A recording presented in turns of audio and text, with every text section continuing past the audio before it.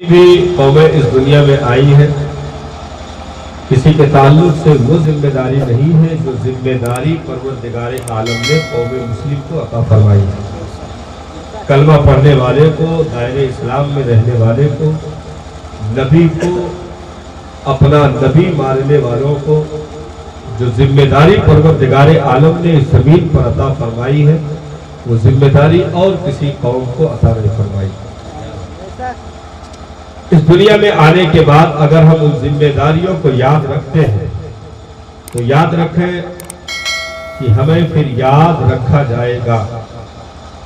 ہم دنیا سے چلے بھی جائیں گے پھر بھی گنبد و مینار صبح قیامت تک مسکرا کر قوم کو پیغام دیتے رہیں گے کہ اس قبر میں لیٹنے والے نے صرف اپنی خاطر سانسیں نہیں لی ہیں بلکہ قوم کے لیے اپنی پوری زندگی کو داؤں پر لگا دی ہے، کیونکہ اپنے لیے جینے کا حکم اسلام نے اس روئے زمین پر اپنے ماننے والوں کو دیا ہی نہیں۔ جب سے اسلام ظاہر ہوا، پیغمبر نے جب سے اعلان فرمایا، اس دور سے لے کر کے آج تک اسلام کا یہی وتیرہ رہا۔ اس دنیا میں آنے کے بعد زندگی صرف اپنے لیے اگر گزاری گئی تو وہ کوئی کمال کی بات نہیں ہے، کیونکہ درد دل کے واسطے پیدا کیا انسان کو، ورنہ طاقت کے لیے کچھ کم نہ تھے کر و بیاں۔ اس زمین پر اگر خود کے لیے آدمی جیتا رہا تو کوئی ہنر نہیں، کوئی کمال نہیں۔ اگر دوسروں کے لیے اس نے زندگی جینا سیکھ لیا تو یہی اسلام کا مقصد کل بھی تھا، آج بھی ہے اور صبح قیامت تک یہ مقصد رہے گا، کیونکہ پروردگار عالم نے ہمیں صرف اپنی ذات کے لیے اس روئے زمین پر بھیجا ہی نہیں۔ قرآن مجید میں اس نے ارشاد فرمایا، کنتم خیر امۃ، تم ایک بہترین امت بنا کر کے اس روئے زمین پر اتارے گئے، تم ایک بہترین امت کی صورت میں اس زمین پر رکھے گئے ہو۔ یہ خطاب کسی اور قوم کے لیے کبھی اترا ہی نہیں۔ حضرت آدم سے حضرت عیسیٰ تک جتنی بھی قومیں آئیں، ہر نبی کے دور میں جتنے بھی جو بھی امتیں آتی رہی، ان میں کسی کے لیے خیر امت کا خطاب دیا ہی نہیں گیا۔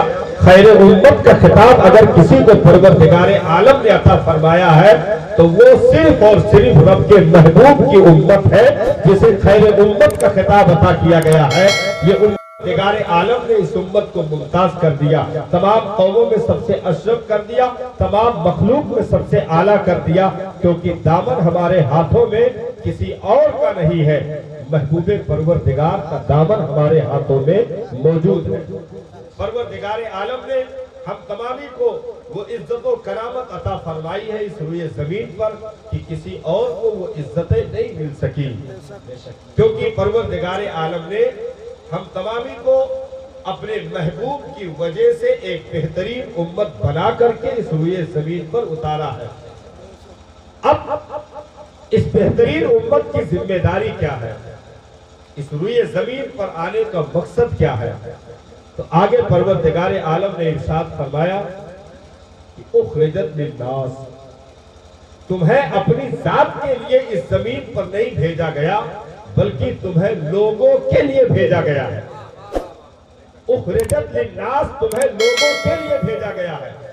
اور ایک چیز یاد رکھیں، اگر صرف اپنے لیے جیتے ہیں تو عمل ناقص بھی ہو سکتے ہیں، صرف اپنے لیے اگر جیتے ہیں تو عمل کمزور بھی ہو سکتے ہیں، لیکن اگر دوسروں کے لیے جینا سیکھ جائے تو بندہ اپنے آپ کو خود بخود سنوار لے گا، کیونکہ معاملہ پبلک سٹی کا ہوگا، لوگوں کے سامنے آنے جانے کا ہوگا، اس لیے اپنی رات اور دن کے تنہائیوں کو اسے سنوارنا پڑے گا، کیونکہ اگر کسی کو نماز کا حکم کرتا ہے تو خود اپنے آپ کو نمازی رکھنا ہوگا، اگر کسی کو روزے کا حکم کرتا ہے تو اپنے آپ کو روزہ رکھنا پڑے گا، اگر کسی کو حج کی تعلیم کرتا ہے تو خود استطاعت کے بعد اسے حاجی بننا پڑے گا، اگر کسی کو زکات نکالنے کی ترغیب دیتا ہے تو استطاعت کے بعد مالک نصاب ہونے کے بعد اسے اپنے مال کی زکات دینا پڑے گا، کیونکہ جو مسجد کا سجدہ نہ کرے وہ سجدے کی تبلیغ کرنے کے لائق نہیں ہے،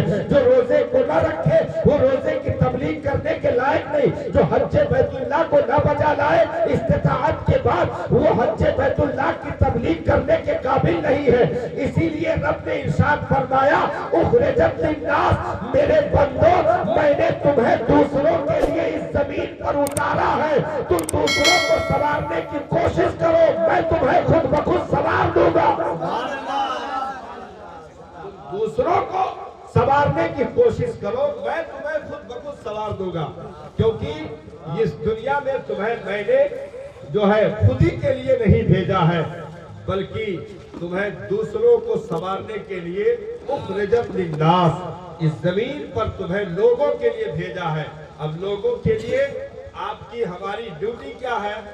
تأمرون بالمعروف، تمہیں لوگوں کو بھلائیوں کا حکم کرنا ہے، تمہیں لوگوں کو بھلائیوں کا حکم کرنا ہے، وَتَنْهَوْنَ عَنِ الْمُنْكَرِ، اور لوگوں کو برائیوں سے روکنا ہے، منع کرنا ہے۔ یہ ڈیوٹی قوم مسلم کی سوئے زمین پر ہے کہ تمہیں نیکیوں کا حکم کرنا اور برائیوں سے منع کرنا ہے۔ لوگوں کے لیے یہ کوشش کرتے کرتے تم دنیا سے چلے گئے تو تمہارے نامے اعمال اگر کہیں کمزور بھی پڑیں گے تو لوگوں کے نیک اعمال کے وسیلے سے تمہیں بخش دیا جائے گا، لوگوں کے نیک اعمال کے وسیلے سے تمہیں بخش دیا جائے گا، کیونکہ نیکی کا حکم کر دینا اور اس پر قوم کا گامزن ہو جانا یہ اس بہتے ہوئے پانی کی طرح ہے جس کے سوتے کبھی سوکھتے نہیں ہیں، کبھی جو ہے کم نہیں ہوتے ہیں، کبھی ختم نہیں ہوتے ہیں۔ اگر نیک اولاد چھوڑ دی ہے تو راحت قبر میں ملے گی، اسلام گواہی دیتا ہے۔ اگر تم نے عالم بنا کر اولاد کو چھوڑا ہے تو راحت قبر میں ملے گی، اسلام گواہی دیتا ہے۔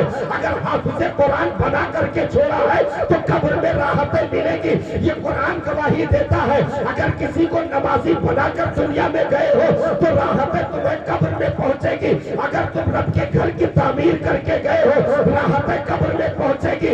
رسول پاک کے گھر مدرسے کی تعمیر کر کے گئے ہو راحتیں تمہارے لیے قبر میں پہنچتی رہے گی۔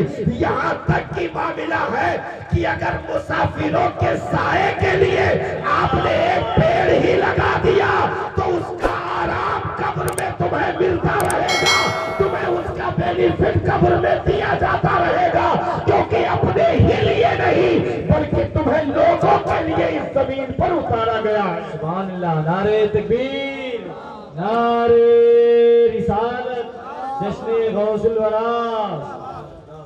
اب پوری اسلام کی ہسٹری آپ اٹھا کر دیکھ لیجئے، لوگوں ہی کے لیے جیتے جیتے اس زمین سے رخصت ہو گئے صاحب، لوگوں ہی کے لیے جیتے جیتے۔ کھجور کی چٹائی پر بیٹھنا اپنے لیے نہیں تھا، لوگوں کے لیے تھا صاحب۔ پیٹ پر ایک ایک پتھر، کسی موقع پر دو دو پتھر باندھ لینا یہ اپنے لیے نہیں، لوگوں کے لیے تھا۔ کھجور کے چھالوں سے بھرے گدے پر لیٹ جانا یہ اپنے لیے نہیں، لوگوں کے لیے تھا۔ 40 روز تک کاشانے کے چولہے میں آگ جلنے کی نوبت نہ آنا یہ اپنے لیے نہیں، لوگوں کے لیے تھا۔ نبی نے اسی طور پر زندگی گزار کر پوری قوم کو قیامت تک کے لیے تعلیم دے دی کہ جس طرح تیرے نبی نے زندگی گزاری ہے اگر تو بھی لوگوں کے لیے جینا سیکھ جائے تو اس زمین پر قوم مسلم کو کوئی مٹا نہیں سکتا ہے، کبھی کوئی دفن نہیں کر سکتا ہے، کیونکہ وہ قوم ہمیشہ سربلند رہتی ہے جو اپنی بنیادوں سے جڑ کے رہتی ہے۔ جس قوم کی بنیادیں ختم ہو گئیں اس قوم کو بہت جلد سماپت کر دیا جاتا ہے صاحب، اس قوم کو بہت جلد ختم کر دیا جاتا ہے۔ قوم مسلم کے زوال کی واحد وجہ یہی ہے کہ اس نے اپنے اسلاف کی بنیادوں سے بغاوت کر لی۔ جو تعلیم نبی نے دی تھی، جو تعلیم صحابہ نے دی تھی، جو تبلیغ اولیاء کرام کے ذاتوں سے ہم تک پہنچی، اس تعلیم کو قوم مسلم نے پسے پش ڈال دیا۔ جن کے لیے اجالے کیے گئے تھے وہی اندھیروں میں اتر گئے، جن کے لیے اجالے کیے گئے تھے وہی اندھیروں میں اتر گئے، مرے تھے جن کے لیے وہی وضو کرتے رہ گئے، مرے تھے جن کے لیے وہی وضو کرتے رہ گئے۔ صاحب میں نے گلی چھوڑنے کو کہی کہ تم نے تو دنیا چھوڑ دیا۔ دنیا بہت سخت امتحان لیتی ہے اس زمین پر صاحب، ایک قابل استاد سے بھی سخت امتحان دنیا اس زمین پر لیتی ہے، کیونکہ استاد سبق دے کر امتحان لیتا ہے، دنیا امتحان لے کے سبق دیتی ہے، دنیا امتحان لے کر سبق دیتی ہے۔ اس لیے اس زمین پر ہمیں ہوش کے ناخن رکھنے ہوں گے اور آنکھیں کھول کر جینا ہوگا۔ لوگوں کے لیے جینا تو بہت دور کی بات ہے، ہم نے زوال کو اس قدر اپنے سے قریب کر لیا کہ اپنی اولادوں کے لیے بھی ہم نہ جی سکے۔ پاس پڑوس کے لیے جینا تو بہت دور کی بات، اپنی نسلوں کے لیے بھی ہم نہ جی سکے۔ ماں باپ نے انہی 4-5 اولادوں کے بیچ میں اپنی 70-80 سالہ زندگی کو گزار دیا، لیکن مرے تو جہنم کے راستے پر اولادوں کو ڈال کر چلے گئے۔ 70-80 سال جن اولادوں کے نسلوں کے بیچ میں ماں باپ گزارتے رہے، مرے تو قرآن سے جاہل کر کے چلے گئے، حدیث سے جاہل کر کے چلے گئے، سیرت سے جاہل کرتے چلے گئے، اسلام کی تعلیم سے جاہل کر کے چلے گئے، اسلاف کی تاریخ سے جاہل کر کے چلے گئے، مرے تو انگوٹھا ٹیک کر کے چلے گئے۔ ارے اس قدر یتیم پتہ بنا دیا کہ سگے باپ کے جنازے پر سگا بیٹا دعا پڑھنے کے قابل نہ رہ گیا۔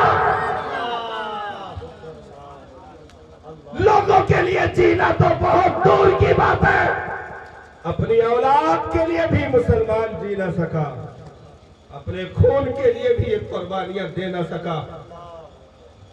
کتنے بدنصیب ہیں وہ ماں باپ جو جیتے جی اپنی اولادوں کو جہنم کے راستے پر ڈال دیں، کتنے بدنصیب ہیں وہ ماں باپ جو اس زمین پر سب کچھ تو بنا کر چلے جائیں، لیکن اولادوں کے آخرت کو اس طرح کالا کر کے چلے جائیں کہ وہ پوری نسل میں منہ دکھانے کی قابل نہ رہے۔